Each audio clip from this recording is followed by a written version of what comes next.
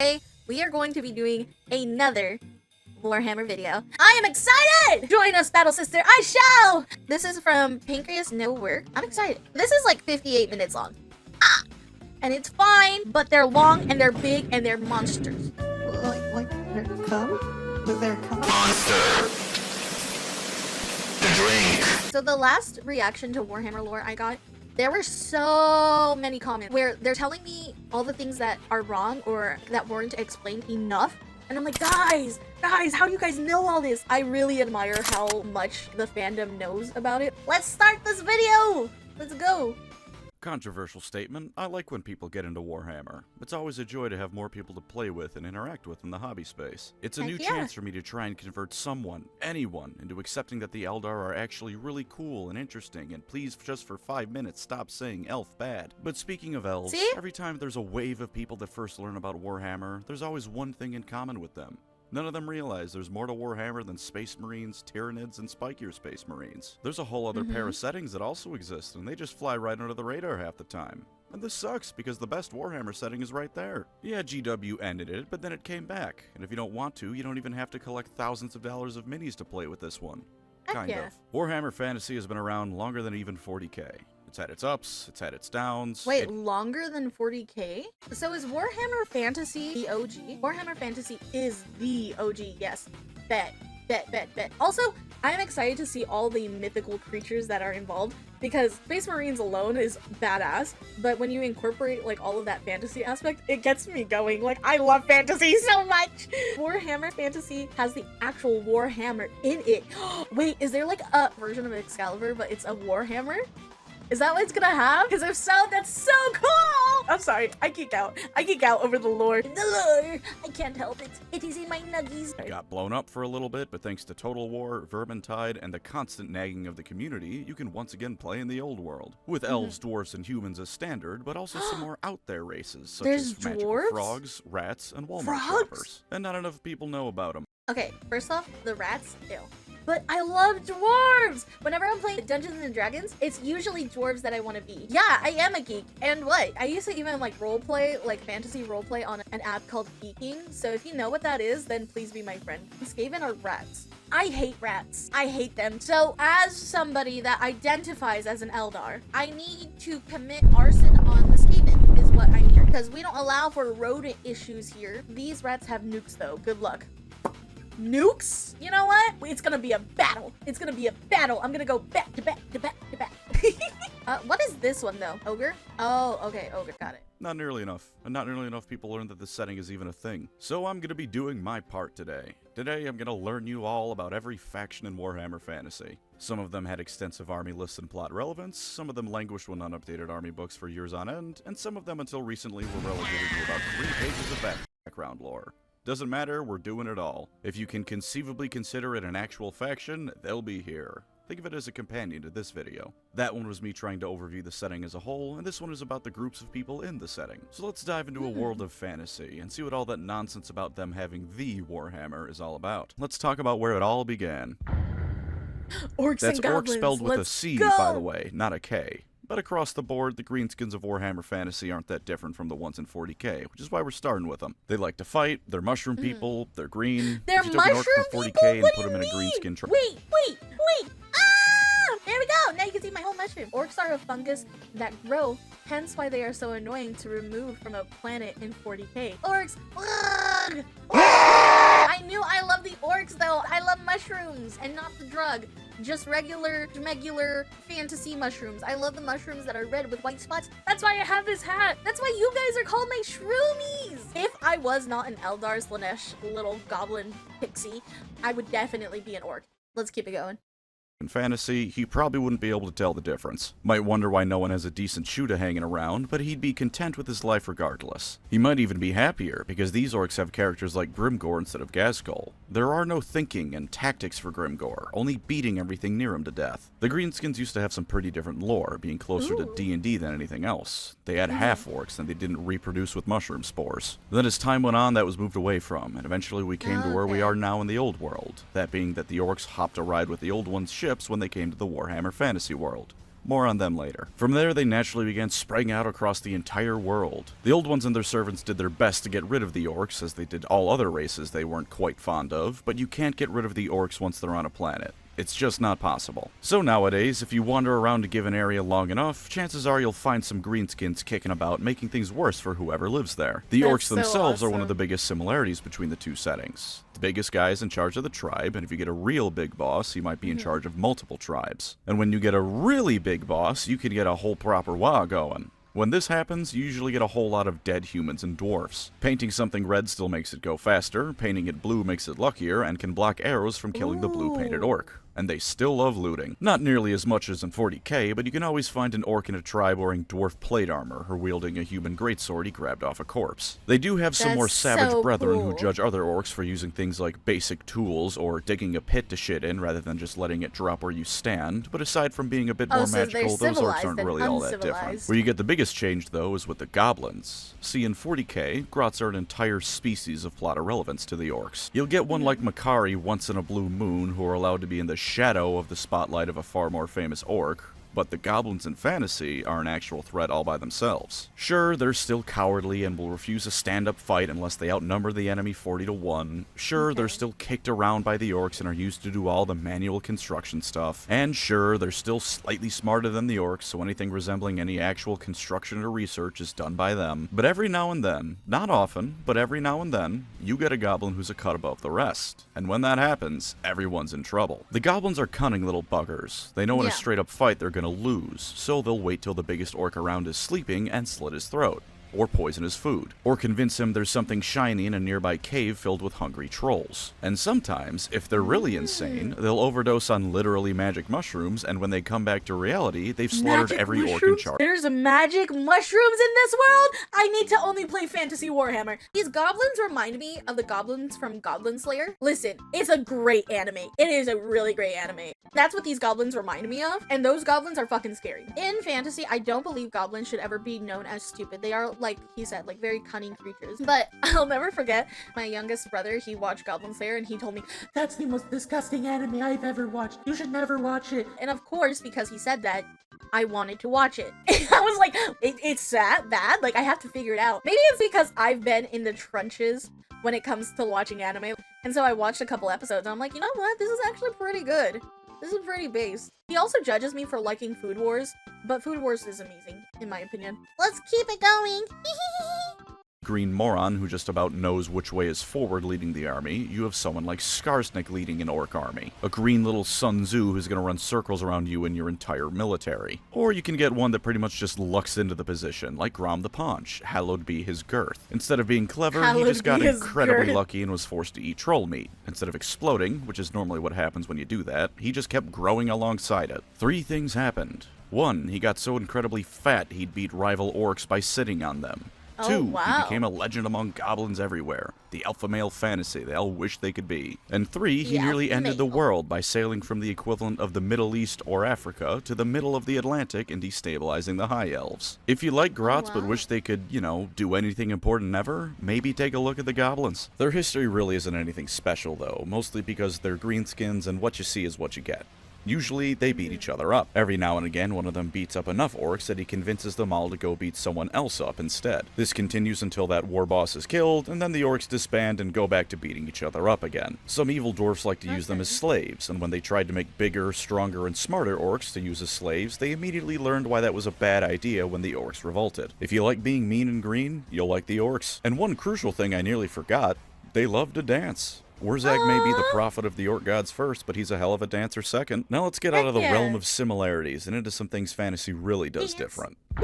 Lizardmen, let's When go. the old ones showed up, the planet they arrived on was ideal for creating the ultimate weapon to fight chaos. Of course, they still had to create it. So to do that, they started by moving the planet closer to the sun to warm What it the up, hell? which pissed off a lot of things on it, like the dragons. Speaking of, there were a lot of races on the planet that wouldn't really like to share the room with the old ones' creations. So to help them with the legwork, as well as get rid of all those fellas, the old ones created the lizardmen. They also created most of the other playable races in the setting, so unless otherwise Really? stated, Who did that? Raul! Why would you do that to me? Well, I was locked in. I was locked in, you jerk. I think that the lizardmen look really fucking badass. I'm not one to usually be like, oh, God damn it, Raul. But I'm not usually one that would be like, look at those lizardmen. But, like, I don't know. Something about this one right here specifically and this one. I don't know, man. A girl knows what a girl wants. You want to I'm not saying that. I wouldn't go that far to say it. Like, why are they built like that? It's what's implied, right? I don't know. I can't help it. I can't help it. Started out as the test tube babies of the old ones in one way or another. The lizardmen were not this ultimate weapon against chaos, although they were still pretty good at fighting. You know how I said the orcs resisted extermination by the old ones? Yeah. That was just them who managed it. Everyone else fell under a tide of angry lizards, dinosaurs, or angry lizards riding dinosaurs. With that small little bit of genociding out of the way, the old ones set about making the world fit their needs. The lizardmen were their chief assistants, and to be the best secretaries they could possibly be, the old ones made them in several different flavors. All of them with a dash of Mesoamerican cultures thrown in, because if you have the option to have Aztec lizard riding dinosaurs, you have no good reason not to take it. Wait, they have Aztec? That's fucking dope! It's my people! I don't come from Aztec specifically. I come from the Abomi tribe, which is really, really cool. Just seeing like Hispanic culture mixed into anything this awesome is so fucking dope. I love it. I love it. Let's keep it going on these lizardmen though. First you have the Slan. The Slan are the best wizards in all the world. They may be big fat toad people, but the first generation ones were the ones who changed the entire planet's orbit, moving around where it needed to be in space. Moving down the generational line, they did get weaker, but that's highly relative. Second generation Slan could only cause entire mountain ranges to suddenly appear at the drop of a hat. These were the lizardmen who directly worked with the old ones and delivered their messages and will to the rest of them. Next you have the Saurus. Stupid people might think that since the lizardmen are a Bronze Age civilization at best, they're not much of a threat. Then an 8-foot-tall monster from the Cretaceous period clubs you to death with an obsidian axe, and you find out just how the Saurus were able to depopulate an entire planet. These were the generals of the lizardmen armies. They were bred for war and only war. They're pretty straightforward, and all their characters have the same background of bred to kick ass, but this is Warhammer. That's a feature, not a bug, and they break it down to its simplest possible form. Next are the skinks. They're little chibi gecko axolotl things that do to the day-to-day management of lizardmen society. You need a building planned out or to do basic diplomacy, you send the skinks. You know, something about these, it looks very similar to Mexican, Indian, tribal type of feathering and everything. I think it's really, really cool. Super fucking cool though. Skirmishers. When the trees start speaking great planese, it's the skinks doing it. They've even got their own god all to themselves, Sotek. It was a bit of a controversy when he came around at first, but the rest of the lizardmen seemed content enough to let him be worshipped. Finally, we have the Croxagores. They're alligator men. They build the buildings and gator death roll all over enemy armies. That's it, but that's all they need to do. When Chaos first came and the old ones... That's fucking cool! Once fled, the lizardmen had to figure out how to not only survive, but continue the old ones' work in their absence, which they sort of have been pulling off a little bit. They held off the invasion at the cost of almost all the first Slan and most of their spawning pools, turning them into a very numerically disadvantaged race. Not that this stops them from still sometimes rampaging across the world, but they are largely held up in the jungles of Lustria nowadays, also known as South America, because Warhammer Fantasy is just Earth if someone with really shaky hands drew a map of it. They're isolationists, the Slan will spend centuries at a time meditating on the few plaques the old ones have left, and they really hate when tourists come to Lustria because it's usually to steal those plaques. They're all gold, you see, because gold doesn't tarnish or rust. Convenient for writing things down in a jungle, less convenient when all the warm bloods come to steal the shiny stuff. If you see a lizardman army, you're either screwed because the Great Plan dictates your death, or screwed because you're somewhere they don't think you should be. Very simple faction, but again, that's a positive. Sometimes being dino-brained is the way to go. Yeah, I like the lizardmen. I don't think I would want to join the lizardmen faction, but I can totally see myself befriending one of the lizardmen. So is this some sort of scaly isekai or something? Days of Scaly confirmed. We confirmed this during the Pokemon thing. Shut up. Shut up, don't judge me, Milk. Let's keep it going. Also known as the Imperium, but not as awful. These guys are the default protagonist faction. They're the strongest nation of men in the world, and that's no meaningless boast here, because there's actual competition they have in that department, unlike the Imperium. They formed about 2,500 years prior to the setting's modern day, when a pretty cool dude named Sigmar was born. Sigmar had a dream. Sigma. He sounds like a Sigma. I'm sorry. Okay, that's Gen Alpha brain rot. I spend too much time with my younger siblings. Help. scattered tribes of barbarian into one unified nation of mankind, to drive back the darkness and bring peace to the land. He did this chiefly by beating up everyone who disagreed with him, but in fairness, most of them deserved it. If this sounds familiar, let me just remind you that this guy was here first. Plus, Sigmar realized that outright killing everyone just because they disagree with you is perhaps a bad idea that will lead to problems later down the line, so he settled for only beating them up. Sigmar didn't just beat up people though, he also beat up a lot of orcs. Like, a whole lot of orcs. So many orcs that the dwarfs swore eternal friendship with mankind, because if Sigmar is so kick-ass, surely the rest of humanity can't be that bad either. He united most of the tribes of man in the area, and you better believe he'll come back to the most later, and formed the Empire of Man. 50 years later, he just up and left. A little bit after that, he became a god, and the Empire soon worshipped Sigmar as the chief god of their pantheon. The Empire is pretty unique as far as fantasy factions go. Usually a fantasy setting will reach the medieval era, and then very explicitly never move past that for the next trillion years of its history. The Empire isn't like that. When Sigmar was doing his thing, it was barely the Iron Age. The dwarfs giving them steel weapons every now and then was considered the height of technological advancement. Nowadays, 2,500 years later, the Empire has tanks. Good tanks? Yeah. Look, for a Renaissance age civilization, tanks are pretty damn impressive no matter how good they actually are. They have factories, mechanical horses, and countless other things that make you wonder if the book you're reading was put in the fantasy section by mistake. They also have wizards who scam people out of $50 for the thrill of it, politicians who constantly need to be wrangled by the one competent guy in the entire government, and enough floppy hats to arm the entire Holy Roman Empire with. They're still normal people, though. The three things that make the Empire great aren't genetically modified super soldiers, or lost technological secrets from a golden age, or even the direct intervention of their gods. It's faith, steel, and gunpowder. A whole lot of each. Give a man a halberd, a cause to fight for, and his friends by his side, and it turns out you can push back even the most determined of evil murder Vikings time and time again. Most Warhammer fantasy books follow the Imperial characters around, and you get a good feel for just how fleshed out this land is through them. You've got the Heartlands, sure, places like Altdorf where it's interconnected with the wider world, magic runs through the very city through its colleges of magic, and elves and dwarfs can be seen regularly. Then you have backwater shitholes like Ostermark, where the people are outnumbered by everything nearby that wants to kill them, and guns are still a scary black magic invention for a good half the population. Or Averland, whose most noticeable trait is that they hunt halflings for sport there. There's halflings in the Empire, by the way. They can vote on the next emperor because they baked a previous one a really good meal. You know what it reminds me of? There's that meme where it's like, You want what he's having. it's Batman beating up someone. You want what he's having. No justice. For Gotham! Like, that's what Sigmar seems like to me. Just like that kind of ruler. And the fact that he not only became just a legend, he became a fucking god in this world is so fucking cool. Also, poor halflings. Like, I love halflings so much. And the fact that they're getting murked for sport is so fucking rude. If you're a halfling, I will protect you. Come to me, my babies. Because I love halflings so much. Like, if I'm not a dwarf in D&D, I'm a halfling. Like, those are the two things I always choose. The Total War Warhammer series has been out for almost a decade, and halflings are still not a playable race. Why?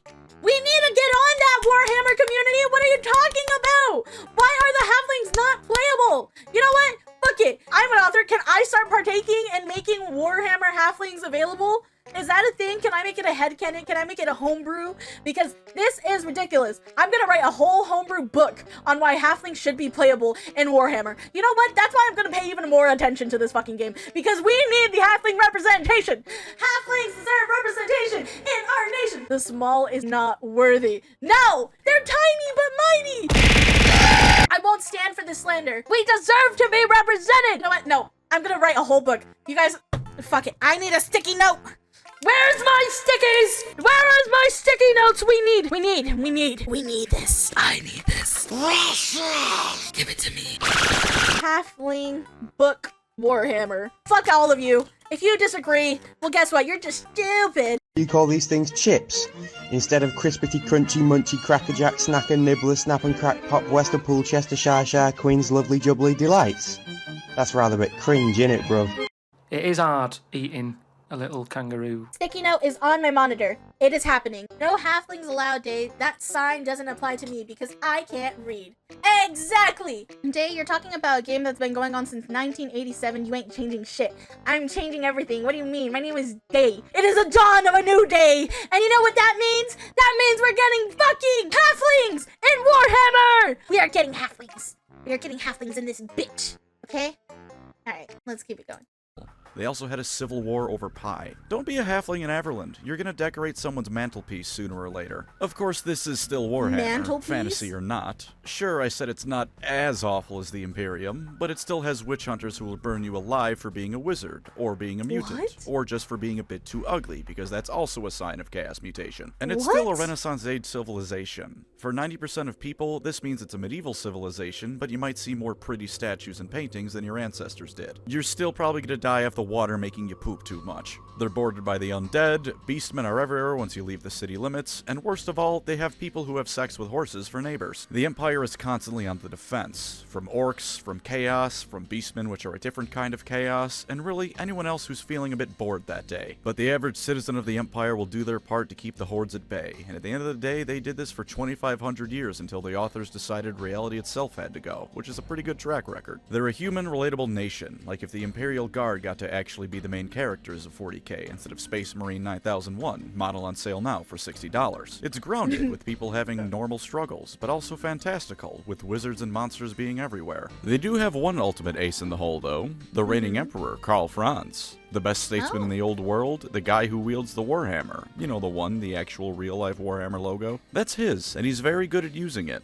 He's the kind of politician who could convince you into giving him everything you own and leave you thinking you got the better deal, but also the kind of person who wouldn't do that to you. He's got everyone's interest at heart, and overall, this guy's the best emperor in Warhammer.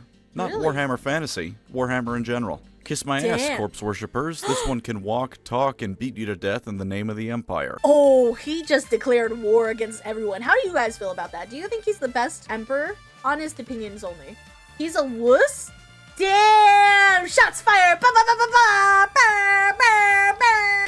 Well, I mean, his sons did not try to murder him. Compelling argument, compelling argument. What is your case? What is your case? Tell me what you want. Tell me what you need. Tell me what you think. Tell me what you see. He's not an immortal, though. Fair point. Fair point. Alright, let's get back into this. Relatable folk with a touch of the fantastic, Sigmar and his people have your back. But I did say most tribes are united by Sigmar. Unfortunately, a couple weren't able to be integrated for one reason or another. Let's talk about the one that I like first. Kislev is all of Eastern Europe thrown into a pot and mixed to boiling until it coagulated into one Slavic specialty stew. They live in a frozen hellhole, which is also their country's greatest defense. They wear thick fur pelts. They have winged hussars. They also squat in the middle of a battlefield, because such is the natural state of the Kislevite.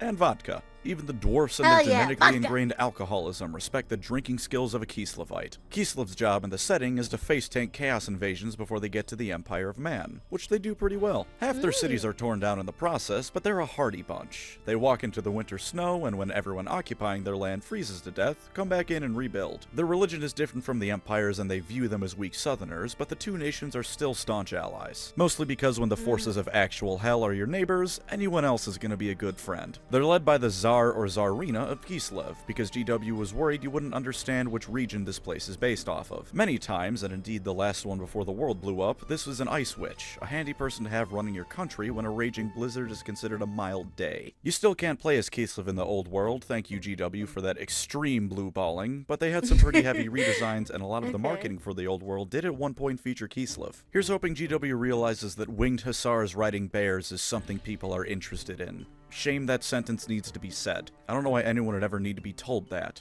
Blat. I like the fact that they ride those polar bears. That faction, Kislev, they seem like they would be top-notch. If your favorite season is winter, I could definitely see you playing one of them. I personally would not because I don't like being cold, but I can see the appeal. I mean, I am a fire pixie after all. Like, I can't deal with that, but I can see the appeal. That's really fucking cool that it's led by a witch, too. Like an ice witch. It's basically run by Elsa. Let it go! Let it go! Okay, so this is the other human faction. What is it called? These are those people who have sex with horses. Excuse me? Heresy! What do you mean they have sex with horses? These are the bronies! The bronies of Warhammer! They're French. Okay. Mar was uniting everyone, they refused to join him. Because obviously they were too good to join him. Did they have some super special magical secret or a technology that could let them surpass the fledgling empire or some other race in the whole? No, but they copied the elves' homework and our French, so they decided they were too good to shack up with a future god and went it alone. Bretonnia looked at all the cool advancements the empire was making, how it was a dynamic nation in a genre that usually gets to the medieval era and then freezes like it's going into cryo-sleep, and said no.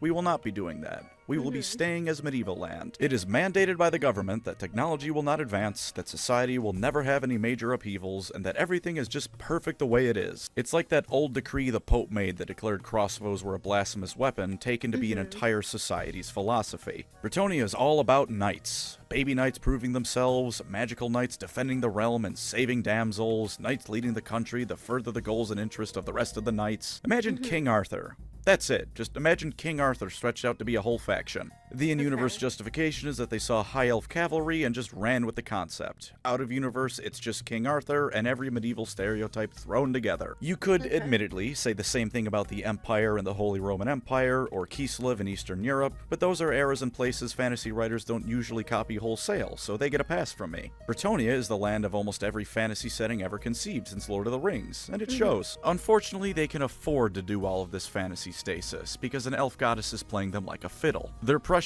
Lady of the Lake, also known as the Elf Goddess of Magic, chooses some super special knights to become Grail Knights. They sip from her chalice of bathwater, and when the now Grail Knight emerges, they're like supercharged D&D paladins. Bullets are an inconvenience, their armor is magically toughened, and their mounts never tire, so until the Empire invents the Gatling gun, they're able to keep being regressive backwater dickweeds. In older lore they were tolerable, but in modern lore someone must have felt they weren't angsty enough and made them nice and extra oppressive. The peasants are honored if the noble allows them to have 3 pennies a week instead of 2, ladies who aren't magical are property because medieval times, and social mobility is a punchline. I hope you like medieval medicine. The Empire's medicine already isn't that great. Bretonnian medicine is the kind of thing that has a 300% fatality rate.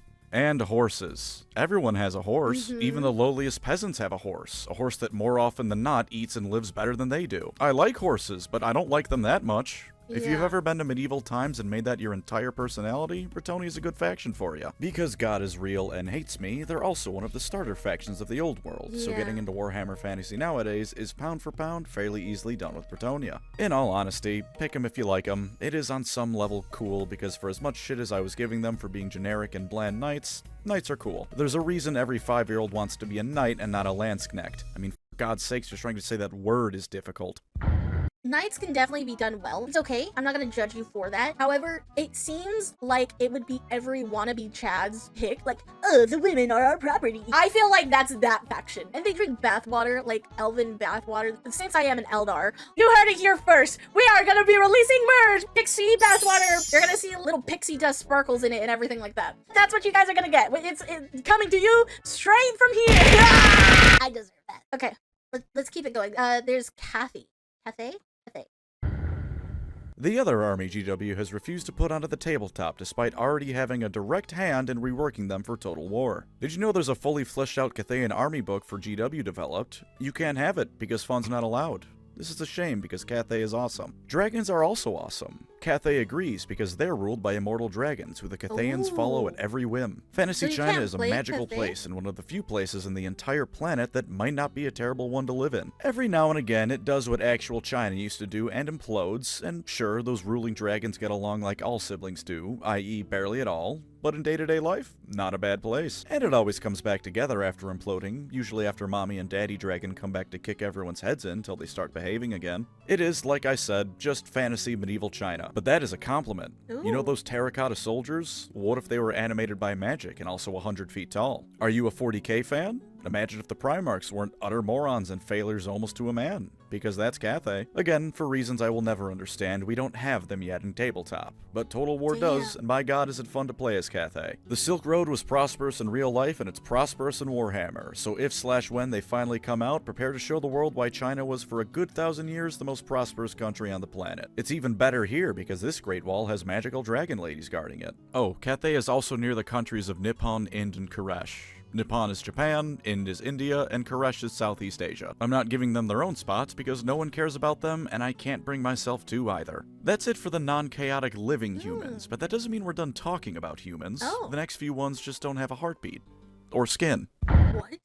Oh, God, it's the vampires. She's becoming one of the 40k people! Yes, I'm becoming one! I have the knowledge. I have it fusing in my brain! I like vampires, but I prefer werewolves more. Are there werewolves in the fantasy Warhammer world? Are there werewolves? Because I like werewolves. Werewolves are my thing. Team Jacob all the way. I think with Cathay, what I liked about it, I like how it's like infused with the dragons. I think it's a shame that you can't play them in the tabletop though. I feel like there's so much to the tabletop that they're not marketing on. Imagine being able to play Cathay and being able to play halflings. I'm not letting go of the halflings thing. You can't make me. You can't make me. Of course you prefer werewolves, you furry. Shut up. No, it's just I don't like my men pale. Okay? I like a little bit of melanin in there. You know what I mean? There are werebeasts. Hell yeah, I'm sorry. I don't know. I can do vampires. It just depends on the vampire lore. So we'll decide here and now if the Warhammer vampires are worthy of being smashed. Let's get into it. These are the bad guys when chaos is taking a break. Imagine Dracula, if you will. Now imagine Dracula if he had a 100,000 strong army of zombies, skeletons, lesser vampires, and pretty much anything else that you could find at a Spirit Halloween. The total history of the vampires stretches back thousands of years, but for the purposes of this video, we're only going to go back a few hundred. We go to a fella named Vlad von Karstein, because if you haven't caught on yet, this setting is allergic to subtlety. He showed up to the very on-the-nose Empire province of Sylvania, which was a horrible place to live. It was covered in swamps, the people were dumb and afraid of scary monsters, and because this setting is what it is, they weren't even wrong to be so. When a peasant in real life says the witch made their family ill with the plague, it's baseless superstition. When a peasant in Warhammer says that, there's a good chance they're right. When a Sylvanian peasant says that, they are right. Vlad shows up to this province, marries the daughter of the ruling noble to become its next ruler, and despite being a blood-sucking vampire, this place sucked so hard it was a marked improvement. Even better, him and his wife Isabella actually loved each other. They had vampire kids like Conrad von Karstein, who was insane and liked to twist the heads off of peasants, and Madrid von Karstein, who was the worst. Of course, this wouldn't be Warhammer if everyone was just nice and peaceful, so one day Vlad had a brilliant idea. What if he was the Emperor? He could live forever and usher in an eternal age of prosperity, mostly for vampires, but for some of the people too. So he tried to become the Emperor. At gunpoint. Zombie point more like, but 100,000 zombies is a lot more effective than most Renaissance age guns were. He failed, but the damage was done. Him, his wife, and their children spread vampirism across the Empire. Now Sylvania is barely even considered a part of it, and everyone does their best to ignore it. This is probably a bad move, because every few decades some vampire likes to try their hand at raising a massive undead army to take over the Empire with. They all fail, but they're very murderous. Them failing means the Empire's population only drops by 20% instead of 100%. Just watch the first episode of Castlevania if you somehow haven't, for what it's like when the Midnight Aristocracy goes to war. There's a lot of vampires to choose from, though, to get your specific undead needs satisfied. The von Karsteins are the classic vampires, who want to suck your blood and rule over the night. Vlamians are a vampire KGB, with spy networks in pretty much every place on the planet. Except Lustria, probably. The lizards don't take kindly to that sort of thing. The Strigoi are what happens if your average Florida resident became a vampire, the Necrox are evil wizards, and the Blood Dragons are a heavy metal album cover. If you thought it was kick-ass when Dracula sent the forces of hell to wreak havoc on the living, you'll love the vampire counts. But I did mention that some of the undead don't have skin, and vampires usually have that at least. For those fellas, we need to go further south. So, these vampires, I would say, are not a smack. For me. We're gonna say vampires do sound cool in here, and at least they don't sound like little bitches, so I can appreciate that. Okay, so these are the skelly boys, the skeletons! This is definitely a pass as well. But it's because I'm not into bones. I don't have a thing for boners, you know what I mean? Let's get into the skelly boys. Ancient Egypt. Ancient Egypt. Ancient Egypt. You now understand the basics of the Tomb Kings. Once upon a time, thousands of years in the past, the lands of Nehekhara were prosperous. They had regular contact with their gods, magical constructs to defend themselves with, and when they had a good king like Setra, they would sometimes go on to conquer half the world. Then a fella named Nagash was born. He's awful. This man was a monster through and through. Oh, really? He's really smart, though. Smart enough to capture dark elves and force them to teach him dark magic, which usually humans can't do. Smart enough to invent necromancy with what he learned. Smart enough to overthrow his brother, the king, and take over most of the land with his undead forces. And he's also quite powerful with his magic. He was eventually overthrown and cast into the desert where he died, but he invented necromancy. Death is a suggestion for him, such is his power. When he inevitably came back, he discovered someone had stolen his research notes and used them to make vampires. He made those vampires his generals, and no, they didn't have a choice in the matter, and then decided ruling just Nehekara with undead So wait, the vampires became the necromancy's bitch? That's crazy. Crazy?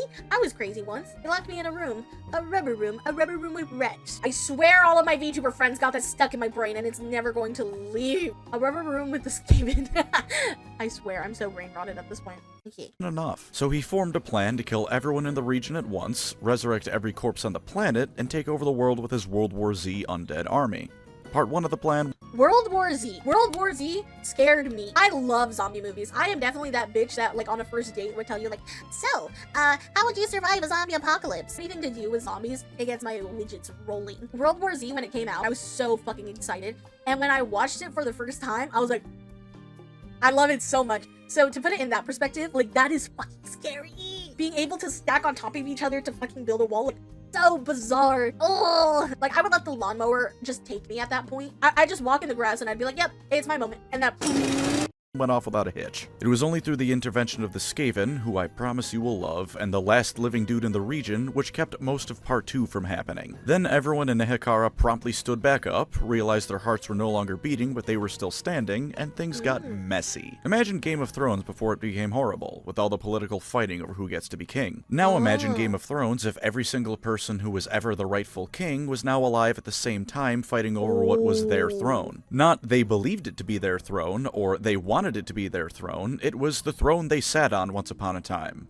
And also they can respawn. And also, most common people were mindless undead skeletons who had the flesh flayed from their bones with the desert winds and could only follow basic orders, like kill that guy who thinks he's the real king. This does not a stable nation make. Luckily, the priest woke up that Cetra guy, who cockslapped everyone until they started behaving again. Now the Tomb Kings no longer have skin, have no clear path to achieve immortal bodies to feel with again that they so crave, and no longer have the backing of their very gods. Fortunately for them, death is more of a suggestion. They can still use magic, even if not quite as good as it was when the gods were helping, and they now have eternity to do whatever they want, as long as it doesn't involve some sort of physical sensation. Sometimes they still fight amongst each other, sometimes they spend their newfound immortality pursuing whatever hobbies they want, and sometimes they sail all the way from Egypt to Sweden and burn half of it to the ground because someone stole their hat. And on the rarest of occasions, a tomb queen will tell a strapping young lad that if they still had functional genitals, she'd fuck him so hard the experience would kill him. They're very fun. They're true new heresy. What the fuck? How are you still down for the bounce chicka wow wow when you're just bones? How do you have the urge? Would I? If I were just a bag of bones, would I? Would I not want to bounce chicka wow wow if I was just a bag of bones? I can understand it, but I can't believe that's something that had to be included in the lore. Oh yes, dust me harder? I hate you so much. What the fuck? Dust me! My anaconda don't want none unless you got bones, hon. Rattle me bones to careless whisper, baby. To the core. Some of them want conquest, some of them just want to find new hobbies, some hate the living out of jealousy, some don't care either way as long as they serve, and some go out of their way to find human members to recruit for their court because it reminds them of what they've lost. If you can think of a motivation, there's a Tomb King that has it. It's a very simple thing to know if the Tomb Kings are for you or not. Do you like the Mummy? Do you like ancient Egypt? Have you ever wondered what it'd be like if the Sphinx came to life and started crushing people like Godzilla? Tomb Kings are perfect for you then. And hey, look at that. They're the other starter faction for the old world. Now you can get into fantasy proper without people like me dismissively calling you a horse molester. So now we can leave this region of the world and indeed humanity, and I have forgotten 4 human nations that deserve at least a little bit of credit. Shit. Tylea is Italy during medieval/Renaissance times, so it's thousands of city-states smushed into one country. It's right next to the Skaven capital.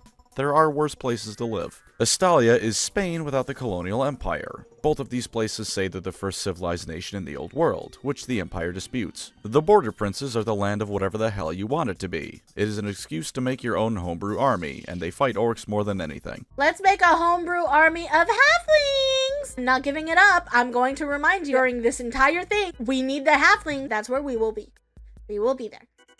empire, leaving the empire in a futile attempt to make it big, and petty nobles. Araby is exactly what you think it is. Turn Aladdin into a war game faction, but only a background faction. And if you think that's me being dismissive of it, do please read about Sultan Jafar's military campaign against the old world. It's actually got advanced medicine, science, and magical practices and theories, but I can guarantee the only thing you're going to remember about this place is Sultan Jafar. Damn.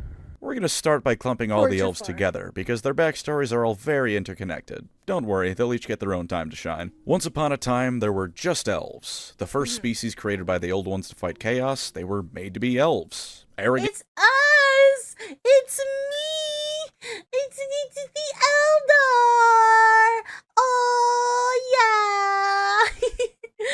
Also, the Ever-Chosen and Changeling best chaos factions, and otherwise it's Tomb Kings or Orcs all the way for the evil factions, and for the good it's Dwarves all the way. I like Dwarves. Dwarves are fun. Dwarves are a good time. Oh no, not the smack after blue balls. What can I say? I follow the Ever-Chosen. Okay. Alrighty, okay. Total War Warhammer game starts. Declare war on elves. Don't declare war against us! We will demolish you. We will demolish you, and then we will make love to your corpse. What? Again, long-lived and short of the Slann, they're the best wizards around. Then chaos descended, the old ones pissed off, and the elves had no idea what the hell to do. Eventually, a cool elf named Kalidor made a magical vortex, the chief cool elf Anarian grabbed a cursed sword that killed a whole lot of demons, and then everything cooled down a bit. Anarian disappeared, but they elected a new king, so all was okay. His children with his first wife even showed back up to be a bloodline of legendary heroes, though they're also cursed because of that sword. Then Anarian's second wife told their son Malekith that he should be king, convinced him with her boobs because family trees can be shaped like Christmas wreaths, if you don't mind. Wait, what? I just heard boobs and even I got sidetracked. I swear, I'm like a fucking guy. I hear boobs and I'm like, huh? Huh? Boobs? Tetas? Get? What? Second wife told their son Malekith that he should be king, convinced him with her boobs because family trees can be shaped like Christmas wreaths, if you don't mind being a freak, and a civil war broke out. Malekith walked into a sacred fire. He was incest. Yeah! I don't like that. Why does it always have to be incest? Why is it always that? I'm sorry, I saw a pretty elven lady and I heard boobs and I was like, ugh. It's just not the same. Don't let me in. Don't let me in with those degens, those harlots. I am a harlot of class. You sick fucks. Anyways, let's go back to the titty elves. Let's go!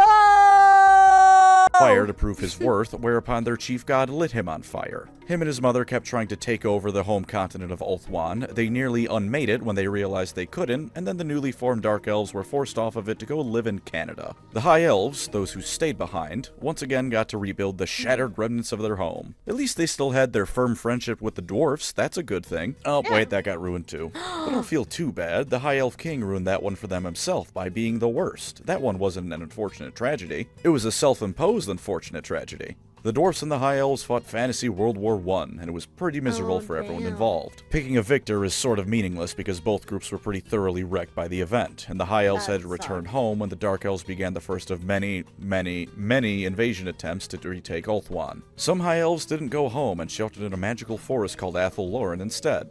Now we have our third group of elves, the Wood Elves. I would be a wood elf for sure. This is me. This is my people. Look at me. The wood elves are weebs, but instead of titties and anime, they worship trees and crap.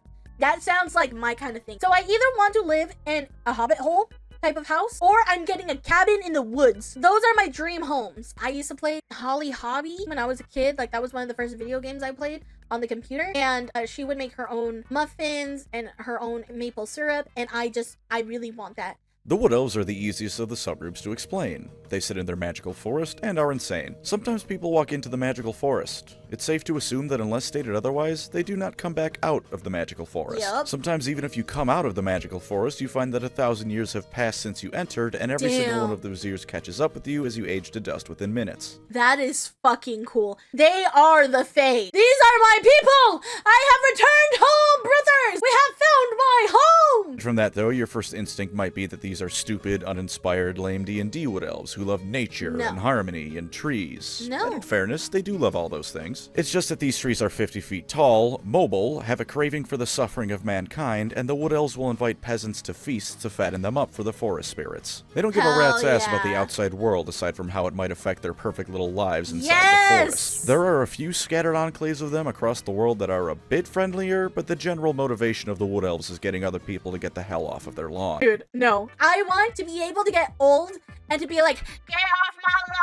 I want to be a cranky old lady. Like, I know it's probably not going to happen to me because I'm not cranky as is, but I would love to be a cranky old woman. I want that so bad! This is me! This is me! This is me! This is me! To life and devour you alive, it's a pretty easy task to do that. They also gaslight the Bretonnians into thinking their goddess isn't an elf one, although as it turns out later on, the extent of the elven gaslighting goes even further beyond their understanding. They're led by the avatars of two of the elf gods, naturally the ones that are focused on nature, because wood elf. The king likes to rampage across Bretonnia every now and again for funsies, and the queen sometimes says don't do that, sometimes doesn't care, and sometimes encourages it when she's in a feisty mood. They're not my thing, truth be told, but I can respect the idea of wanting to be left alone for all eternity. So if you too cringe inside a little bit whenever you get a text message or a Discord DM, these guys might be for you. That's for me. That's for me. Those are my people. I am very extroverted, but funny enough, I don't socialize enough. I don't know what's wrong with me. I'm extroverted with introverts. But when I'm with other extroverts, I'm like, ugh, no, get me out of here. I don't know what's wrong with me. But yeah, let's find out what the high elves do. High elves are the ones that stayed on Ulthuan and remained much the same throughout. And like I said, the old ones sure as hell made them to be elves. Long-lived, magical, arrogant, and because they live for thousands of years, they're real good at what they do. Some of their swordsmen have been practicing for so long that they take into account the weight of their eyelashes when they swing. You're not beating that. And sure enough, the history of the high elves... eyelashes? How do you feel the weight of your eye? You know what? No, because whenever I do have false eyelashes on, I could feel the weight difference, so I guess you can. Elves is the history of them sailing out from their homeland to go stop most of the problems the world faces. They taught humanity how to use magic properly, they keep excess magic from saturating the world, and they have a habit of showing up just as they're needed to stop things from getting completely out of hand. There's a high elf who destroyed orc warbands that have been rampaging since the dawn of time and was so good at it that he gave the entire elven race a reputation amongst the greenskins for being good fighters. All of this because a fat goblin burned down his house. And of course, Teclis my beloved. Is there a 10,000 strong army of orcs, dark elves, or worse bearing down on you? Well, with a wave of his staff and a flick of his wrist, there is now a new crater. He's a real cool guy like that, and he's not even that arrogant. The flip side to balance this glazing session I've just done is that they do actually have weaknesses to go along with all that. They reproduce slowly, and in a wargame setting, that's the mark of death. Every death in battle is a hindrance, although at least compared to 40k, they aren't outright dying. They're on the watch list for being endangered rather than being endangered outright. And magic being so innate to them means that when something with it goes wrong, they feel it and are affected by it more acutely than most. Like when their magical queen is sad. Their entire homeland's climate is tied to her emotions. And like any living being that isn't a psychopath, she is sad when a great amount of her people die. So when Malekith decides today is as good a day as any to get 1 million people killed trying to retake his homeland again, it really sucks to live in the same country as her. They're also physically frail, which isn't the biggest weakness in the world, but you'll definitely notice it when an orc is bearing down on them. They've also got a bit of a species-wide depression thing going on too. When you live functionally forever, you get a long time to get a real feel for what the world is like. And as it turns out, this world kinda sucks. They just don't have time to recuperate from any of their constant losses. The world is in danger, the high elves sail out to fix the issue, and then the world is immediately in danger again. Add on to that some more standard elven weaknesses, like their old age, meaning they don't always adapt to new things well, and you've got a race that has a bit of a deadline attached to it. Mankind is inventing guns, tanks, and more, and the elves think the bow and arrow remains the height of warfare. To their credit, though, they're damn good with that bow and arrow, especially when it's a magical lightsaber bow and arrow. And dragons. The High Elves are best friends of almost every dragon that isn't from Cathay. Dragons are scary in a fight, and let's be honest with ourselves. If a dragon declared your hometown to be the best thing ever and made sure to always visit and help out when it was in trouble, you'd have an ego the size of Mount Everest too. Overall, if you like elves, you'll like these guys. Even if you don't like elves or only associate Warhammer's elves with the Eldar, the High Elves' ability to actually put their money where their mouth is might win you over. And if nothing else, there's an elf character named Alitha Nar who skins dark elves alive because he just hates them that much, and is overall Michael Myers if he had pointy ears and special forces training. Hard to get more un-elven than that guy. Actually, it's funny that their whole entire mood, like, depends on their queen. This is where I say, keep your woman happy. If you don't... What these elves remind me of, have you guys watched the anime Frieren? That's what it kind of reminds me of a little bit. They're like not prone to changing, but it also takes them a long time to reproduce, and that can lead to them becoming extinct in the future and everything like that. Like, I think that's really cool. This is so cool. Okay, let's keep it going. Let's keep it going. Oh. Dark elves. Take the stereotypical elven arrogance, or if you're not a big fan of the race, elven racism. Now jack it up to the logical extreme endpoint of the concept so that they don't only think they're the best, they think of all other races as vermin, be hunted for sport, or outright eradicated. Welcome to Nagaroth, friends. It only goes downhill from there. Warhammer North America sucks. It's home to the Dark Elves after they got kicked out of their old home, and the entire thing is either a frozen hellhole, a desert hellhole, or a frozen hellhole bordering actual hell. There's something called the Altar of Ultimate Darkness inside of this place. Do you think anyone that lives here is gonna be nice? Sure enough, the Dark Elves aren't nice. There used to be some human tribes that lived in Nagaroth, and then the Dark Elves killed or enslaved them all. They have cities built into mountains they use as ships to raid and enslave others, they kidnapped High Elf children to raise as Dark Elves, and the entire society looks like what would happen if every single Decepticon was Starscream. Murder and treachery are only illegal if you get caught, and if you're powerful enough, not even then. They're led by Malekith and his mother Marathi, the same two elves who formed the Dark Elves 10,000 years prior. Marathi's kind of just always awful, but sometimes if you squint real hard, Malekith can almost sort of a little bit resemble a noble elf hero he once was. Then he does things like instituting the elven god of murder as the head of the Dark Elf pantheon, uses demons as auxiliaries when he invades Ulthuan, and starts the Warhammer Fantasy Triangle slave trade. In spite of failing to retake Ulthuan every time he tries, he's a damn powerful wizard and warrior both. He's just Darth Vader, actually. He's even got the suit of armor that helps keep him alive because he was severely burned. And who can forget his mommy issues? Although I don't think Anakin ever piped his mother, so a little bit different there. There is no height of cruelty that Dark Elves don't aspire to. Acting nice gets you killed because it clearly means you're weak. Admitting you're a bit tired or injured gets you killed because if you were strong, you wouldn't be injured, so clearly you're weak and someone else more fitting should take your spot. They don't have as many dragon allies, and the ones they do are corrupted by dark magic, so they just grab whatever monstrosity they can find in the Midwest and put it in chains until it's time for battle. Much like their cousins in space, if you find you're about to be captured by them, it's probably best to just off yourself. They may not have quite as exotic measures of torturing you, but they make up for it with a real go-getter attitude in the field of human rights violations. There's a holiday called Blood Night. The cult of the god of murder goes around and kidnaps people to murder. They steal elven girls to be trained as witch elves like them, and they throw elven boys in a cauldron of boiling blood. If they survive, they get trained as an assassin. I think Twitter would love them.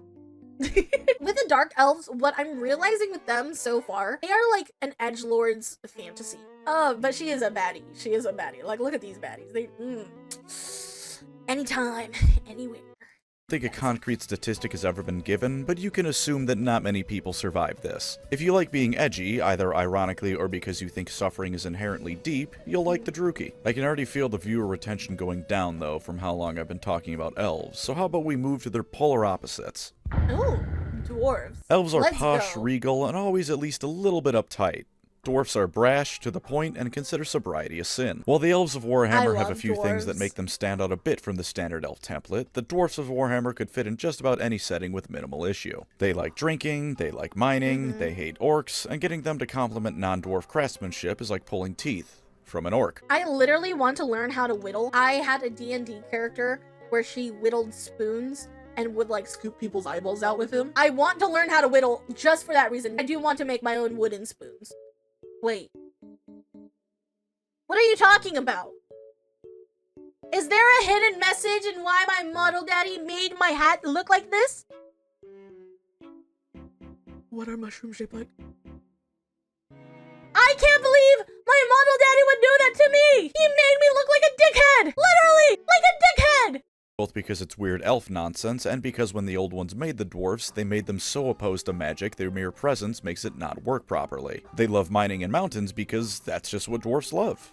They do have three things that make them stand out, though. First is that it's pronounced dwarfs, not dwarves. Second is that these dwarfs are industrious little fellas. They've discovered oil and how to use it, and with it make helicopters, trains, and more. While humanity has galleons with cannons and the elves have either magical dragon ships or city-sized slave ships, the dwarfs have ironclads, submarines, and aircraft carriers. They hate using them because no proper dwarf would ever be happy with anything but solid earth under their feet, but they have them. They're slow to change to the point that anything less than 500 years old gets you complained at if you suggest using it, but at least some of them understand that the 20-barreled artillery piece is nice to have even if their ancestors might not approve. The second is that these dwarfs are the embodiment of the word spite. They're bitter that the other races won't just conform to proper dwarf ways. They hate orcs and goblins for ruining their once great cities. They hate the elves for that war they got into thousands of years ago. A war that ultimately started, mind you, because the dwarf diplomat forcibly had his beard shaved. Damn. The elves made the dwarf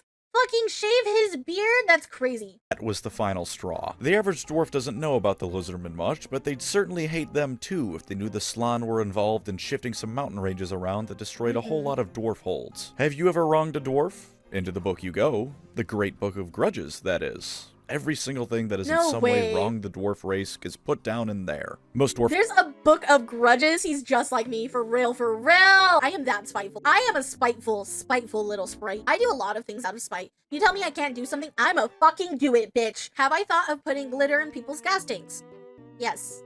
Have I done it? No. But I have thought it. You know what I mean? Holds have their own personal ones for slight against them in particular. Some dwarfs have their own personal book. Even if they don't, they have photographic memory. If you've wronged them, they'll remember. It doesn't even need to be on purpose. A human town once shorted the dwarfs 2 coins by accident in exchange for some construction work. The dwarfs sent an army and killed everyone in it. If this happens to you and you try to seek some sort of retribution for this insane idea of compensation they seem to have, you're going back in the book for any harm you might cause doing it. They will spend centuries and entire military campaigns fighting wars to right grudges, and naturally anything that happens to them during these campaigns leads to more grudges, which leads to them trying to right those grudges, which causes more grudges. You know that saying about digging 2 holes when you set out for revenge? 2 holes is not nearly enough for the Dowie. And who could forget the Slayers? Let's say you're a dwarf, and you committed some seriously dishonorable action. Listen, axes with dwarves are legendary weapons, bro. I love to have dual axes when I'm in Dungeons & Dragons, and I have a special move called the Tornado of Thunder and Pain.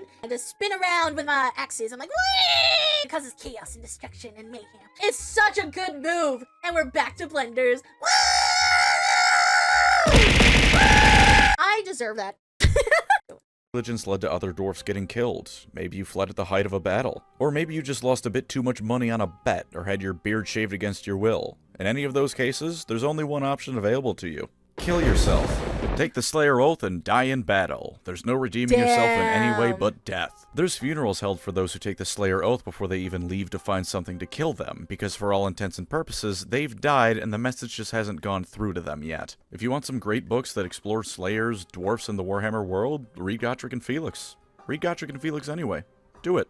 Now, while the dwarves certainly have their work cut out for them, they've got some good stuff that makes them cool regardless. They can't use magic like wizards, so instead they grab it by the balls and hit it with a hammer until it works perfectly how they want it to with their runes. The longer their beards are, the more respected they are, and there's even a military unit called Longbeards. So because their beards are so, like, sacred to them, when the elf forced him to shave his beard, that's, like, such a dishonor. Why? Why are my 2 people coming against each other? Why can't we be friends? Why can't we be friends? Please. If their beard can touch the floor, they get equipped with some of the best armor dwarf money can buy. They've got the finest weapons in the setting, the finest armor in the setting, and while they may be slow as all hell, if they catch you, it's game over. If you like facial chair, hate change, and despise other people for being different, take a look at the dwarfs. Imagine dwarfs without that silly grudge ideology. You've committed a wrong and have to make up for it, but you can right it without causing your own death. And what's more, you can properly use magic. Now, Chaos Dwarves, that might be where I come in. We'll see. Because I also just like the dwarves as is. Those other lovely spells you can think of.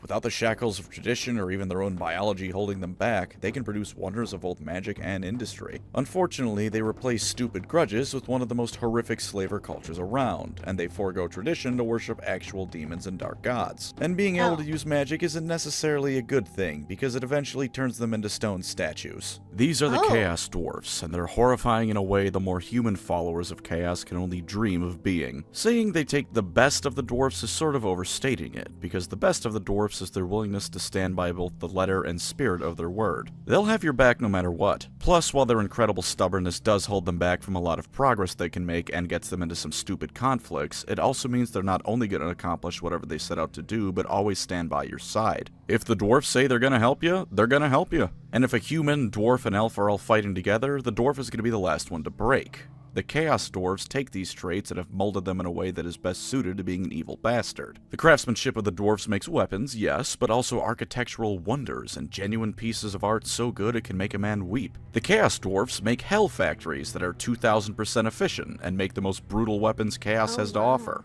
They take the runic magic of the dwarfs and use it to bind demons into their weapons and armor. The demons aren't happy with this, but the Chaos Dwarfs are still dwarfs. They're so good at what they do that more often than not, the demons are powerless once the dwarfs get their hands on them. They aren't numerous, and they aren't even terribly expansionist, but when the Chaos Dwarfs do go to war, there's nothing that can truly equal it. The finest weapons and armor just like the dwarfs, only now bolstered with the power of Hellspawn. They even have the closest thing to a nice chaos god to worship, which give them all sorts of benefits. Hashut. Sure, he's called the Father of Darkness and is the god of tyranny and is overall exactly as evil as you'd expect from that, but he doesn't screw the dwarfs over. They want power, he likes it when tyrants are in power, so in exchange for them using their dwarf talents to enslave others, he gives them power. The most commonly seen use of Chaos Dwarfs is as artillery crewmen for the Hell Cannon unit, as well as frequently selling Chaos Lord's weapons and armor. This is because of both their isolationist nature and because they don't really have an army. They do have legacy rules for the old world, and they have had an army, unlike Cathay, but their status as properly playable is a bit all over the place. Still though, if you don't mind legacy rules and finding either old minis or third-party ones to use, you can field the Chaos Dwarf army. So if you like the dwarfs but wish they were horrendous in every way possible, check out the Chaos Dwarfs. Just get used to people calling them chorfs. Not the most dignified nickname, that one. You know what? That's actually really fucking cool. I like the Chaos Dwarves. Even though they aren't as chaotic as I kind of expected them to be, they're still fucking crazy. Like, them turning into stone because of all the magic that they use, that deadass means that they have nothing to lose. They have nothing to lose. Now it's time for the ogres. Ogres, ogres, ogres, ogres. The ogres were the last race the old ones made before pissing off. They're resistant to chaos, tough unlike the elves, capable of changing things up quickly unlike the dwarfs, and are as ambitious and fluid as mankind. Unfortunately, the older ones couldn't quite get them to stop eating everything in sight and never properly finish them before they left, or their homelands for that matter. When chaos invaded, the ogres were left unfinished in this state, and many became nomadic after they ate everything in whatever their first homeland was. They also ate the ancestors of the modern-day giants, who were a whole lot smarter, wiser, and powerful than the inbred alcoholic morons that giants are in Warhammer today. Things were made worse for them when they decided to migrate into Cathay, because the Dragon Emperor dropped a meteor on their homeland and blew it up. Now they had nowhere to return to, were still really hungry, and that meteor made a big hole called the Great Maw. It's a big hole in the ground with teeth, and the ogres throw food and people into it to get magical powers. They also worship a volcano and drink its lava to get fire magic. Neither of the past two sentences were made up by me. I love this setting. They're vaguely based on Mongolia, but I don't think Genghis Khan ever ate an entire city's population.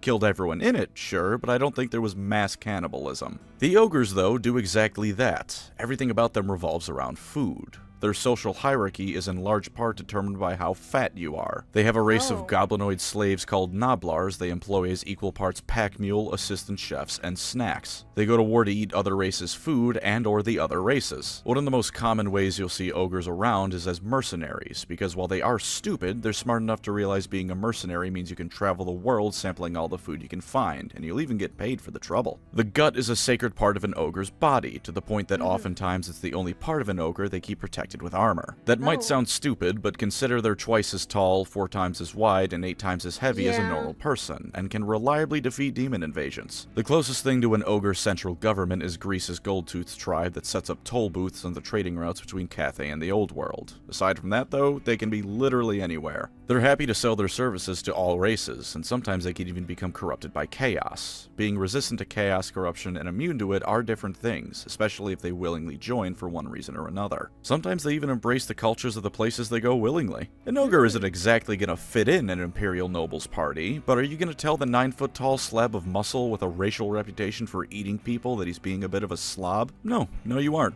And if someone does, everyone at your fancy dinner party now has some rather gruesome entertainment, while your ogre guest has dessert. These ogres, they are, you know, I kind of forgot that ogres were kind of like that they just like overly consume everything. I like how they're written into this fantasy lore though. It is actually pretty cool. They have quite a lot of gluttony, but I also think it's funny that they're kind of stupid, but not too stupid. I wonder if they'd spawn as Lanesh, equivalent of gluttony, if they had a large enough banquet. Probably. Chaos and bloodshed are not the solution. Don't let them lead you astray. Oh, well, ogres do exist in 40k. Oh, they do! Oh, I didn't know they existed in 40k. Oh. See, this might need to do a 40k faction deep dive as well, so I can see what transitions over. A planet eater chaos god. They're ogrins, and they're Imperial citizens. Oh, okay. Well, shit, I'll be damned. The Chaos Demons are pretty similar between fantasy and 40k. They're all servants/bits of a greater god, sufficient concentrations of magic can allow them to show up, and when a wizard messes up their spell, they can manifest that way too. They want to tear down the mortal world and bring ruin to the realms of man, elf, and dwarf, all that good stuff you can expect of demons. The only real difference is how they came about. In 40k, all the Chaos Gods have birthdays. Slaanesh has the most concrete one, but the other ones at one point very much came into existence. Warped timey-wimey cop-out garbage means they've also always existed, but I don't care about that. In fantasy, they have always existed though. They're just evil gods who exist to ruin stuff. It's how it works. Chaos came about when they broke through the portals on each of the planet's poles when the old ones overused them to ferry materials and magic to their burgeoning creations. Other than that, pretty much the same, if with a small bit more emphasis on their positive aspects. Only a small bit though. Khorne still likes war, Nurgle still likes disease, Tzeentch still likes scheming, and Slaanesh still likes degeneracy. Same demon units, same greater demons, hell, most of the named demons are the same. Where they really shine and differentiate between settings isn't their followers. Let's get GW's least favorite child out of the way first. The Beastmen are a cross between beasts and men. Being born of chaos itself, the Dark Gods don't need to bribe them with gifts to ensure their worship. Unfortunately for them, this means the Beastmen rarely, if ever, get any gifts from the gods. They know they'll always have their worship, so they get the scraps the proper Chaos Warriors get. Given that one theory of how they came about is man and beast getting a bit too friendly with each other, I don't feel too bad for them. Don't let that fool you, though. While the nations of men consider them to be a nuisance for all but the most isolated towns, and the dwarfs view them similarly, the wood elves know the true danger they represent. In the forest of the world, millions of them lurk, and when they go to war, entire swaths of the country are trampled underneath their hooves. They defile nature with their every step, and won't stop their savage crusade until the civilized peoples of the world exist in a constant state of being hunted by their bestial overlords. At least that's what we're told in between lore blurbs of them being butchered like the cattle they look like. For the love of God, at least the Eldar are powerful on the tabletop more often than not. The Beastmen usually suck on tabletop and in the lore. I'm trying to be a hype man for the factions here, but while I wasn't for Bretonnia because I hate them, I'm not for the Beastmen because I pity them. For what it's worth, though, they are incredibly dangerous to the average person in this setting. Villages at the frontier of almost every faction are regularly under assault by Beastmen raiders, and when they gather in force, they'll be wiped off the map at a moment's notice. And since they're all part animal, they have incredibly sharp senses. If you get in a fight with one while you're traveling, it's already game over. You can probably take that one on, but the 20 or so more beelining it in your direction because they heard a fight is a different story. The Beastmen are a savage race to the point that things like intact walls drive them to frothing rage, such as their hatred for civilization. All they do in their free time is get into brutal fights amongst each other, sometimes involving one challenging another for a position in the hierarchy, but usually just to assert dominance or for fun, hunt people, and drink. These are basically my mortal enemies. That's what I'm coming to understand. They are my mortal enemies, so I cannot say that I approve of them. I will trample these bitches! I will trample these hoes! They ain't got shit on us wood elves! Let's go! They hate wood elves 10 out of 10 in my books. Fuck you too. I don't give a fuck, Keisha. Let's get back into it, gamers. Worship for the Chaos Gods, and their shamans both help construct effigies and are actually revered by other beastmen as something above their common squabbling, but for the most part, they're every stereotype of barbarians squashed into one. Aside from those shamans, they have no desire to form their own culture, civilization, or cities. They just want to hunt like the beasts they are. The Beastmen may be a bit of an acquired taste, but for what it's worth, I don't think I've ever seen people address Beastmen players with anything but some measure of respect. While the Beasts of Chaos are no more, the OG Beastmen of Fantasy have returned to the tabletop. If you like the idea of being this savage force of nature that just wants to ruin, all the while being backed by the Dark Gods, the Beastmen might be for you. Just, don't expect to win all that often. Part of the respect Beastmen players get is for sticking with an army that Games Workshop seems to hold in utter contempt. Got it. I know I'm incredibly Warriors of biased, but I do Chaos. not care for the motivations of most of the traitor legions. They strike me as like listening to a story about me and my siblings not getting along when we were kids. Which I'm sure is at least partly intentional, but that's not the kind of motivation I want for why someone sold their soul to the forces of hell. At least not on a faction-wide level. By contrast, let's look at the Warriors of Chaos motivations for worshipping chaos. I'd say there's two blanket ones you can say. The reasonable one is that they live in the barren, icy lands of Norska. Aside from the southernmost regions, permafrost covers the whole land. No crops can be grown, and few animals are around to hunt. Because of their proximity to the North Pole, where the realm of chaos intersects with reality, a lot of those animals are heavily mutated, if not outright demonic. A lot of these people are also almost explicitly forsaken by Sigmar, as a lot of the ones who live there now are the descendants of the ones Sigmar forced out when he was forming the Empire. With all that in mind, I think it's at least understandable that these people would turn to the Chaos Gods for protection and worship. If the only option of worship is the guy who's all about plague, you might as well hope he's in a good mood and will keep the plague at bay in exchange for a few sacrificed southerners. The other motivation, while less relatable, is also much more fun. Just wanting to be an evil, powerful overlord. Why do you worship the Dark Gods? Because they give you ultra-powerful cursed armor you can use to give them more sacrifices to gain more power with. Why do you slaughter in the name of the Blood God and all the others? Because it's fun. Who gives a damn about morality? That orphanage made the mistake of being in front of you, so it obviously had to go. If the Blood Dragons are a heavy metal album cover, the Warriors of Chaos are every heavy metal album cover combined into one. Kill for the Dark Gods at every possible moment. Let loose your darkest desires onto the world, because you have the explicit backing of the powers that be to do so. The Norskins who live in the frozen north will make pilgrimages to the northern pole and realm of chaos to become true warriors of darkness. So basically, if you're this, you are an emo. You're basically Kirito from Sword Art Online. Your gods gave you pity. They looked at you and were like, Look at this pitiful waste of an excuse. Let's take it, manipulate it, and make it do our bidding, so that way we can have pure chaos run everywhere. all that you do is follow around what a little bitch says to do. Imagine being a follower instead of a leader. Could never be me. You little bitch, man! I didn't deserve that. Most people would know me as somebody who's into tongues, you know? But this is not it. This is not it. Ow. That one maybe I deserved. If they're lucky or worthy enough, they'll become mighty chaos lords. And if they're really lucky and get just the right amount of attention from their gods, they can become demon princes of chaos, immortal beings with the blessings of the gods themselves to pillage across the world in their name. Look at this dude. He has 4 weapons visible alone, and his armor looks like he just grabbed every single bit of scrap metal around and had a demon turn it into something almost coherent to look at. If you want to play the bad guys who revel in being bad guys for the sake of it, the Warriors of Chaos have no equal. But believe it or not, these guys aren't the evilest faction. Escape. I love the Skaven.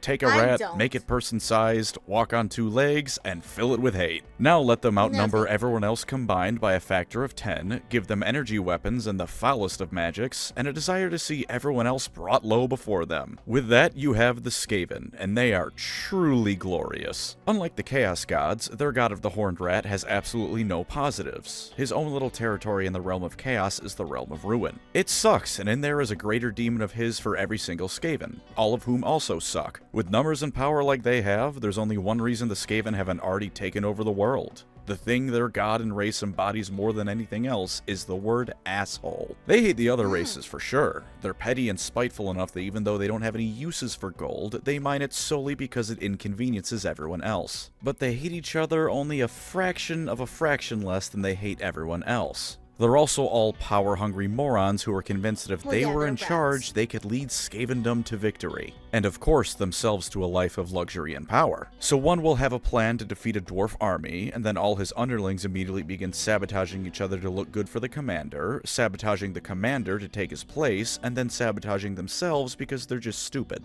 They eat each other for food, the Skaven at the top bully the ones below them, and this lovely form of Reaganomics trickles all the way down to the common clan rat bullying Skaven slaves because the rat above him bullied him because the rat above him bullied him. Of course, none of this matters in terms of defeating them. For one, they're rat people. There's a reason the only human-inhabited place on Earth that doesn't have rats is Alberta. The Skaven literally breed like rats because they are. In the time it takes you to kill one, they've already given birth to another 1,000. In a chapter from a Skaven character's point of view, the commanding wizard of the Skaven army remarked it was impressive how they managed to pull off a victory despite only outnumbering the enemy 4-1. When a 4-1 ratio is what they consider to be a pretty even fight, you can rest easy, knowing there's a lot of rats under your feet. Or don't rest easy. I wouldn't. And of course their technology. It's the best in the world. They have nuclear weapons. They burrow under the ground and put them under people or places they don't like, which is everywhere and everyone. The only places the Skaven don't have some presence on is Ulthuan, the High Elf home, and Athel-Loren, the Wood Elf home. They can't get to Ulthuan because it's a floating island continent that doesn't touch the sea floor. There's no ground for them to dig up under through. They can't get to Athel-Loren, meanwhile, because the ground itself is alive and actively hates them for trespassing.